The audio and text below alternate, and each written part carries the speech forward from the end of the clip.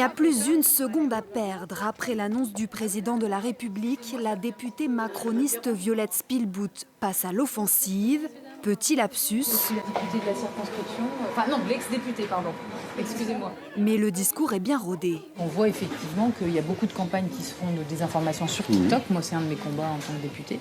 Et puis après, moi, je pense qu'on doit être très présent sur le terrain. Vous essayez de mobiliser, alors, je compte sur vous. Lui non plus n'a pas attendu l'investiture pour partir en campagne. Jamais élu, Laurent Lasselin, dit vers droite, voit dans cette dissolution une nouvelle chance de représenter la circonscription de Valenciennes.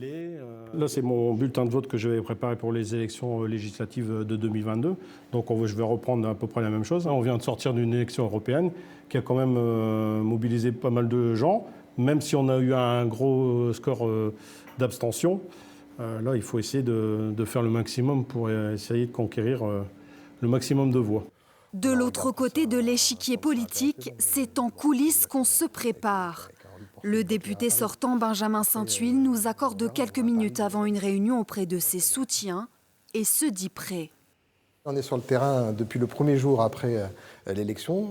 On va continuer ce travail pour essayer d'expliquer ce qu'est le travail du député, pour essayer de démontrer qu'on a besoin d'une voix sérieuse à Paris qui pèse sur les dossiers, parce qu'en fait, ce que veulent les gens, ce sont des solutions concrètes. Et donc, couper la lumière et considérer qu'il n'y a plus rien d'autre à faire que de se plonger dans le noir, c'est pas forcément apporter les réponses que les gens veulent. Tous n'ont plus que 3 semaines pour convaincre.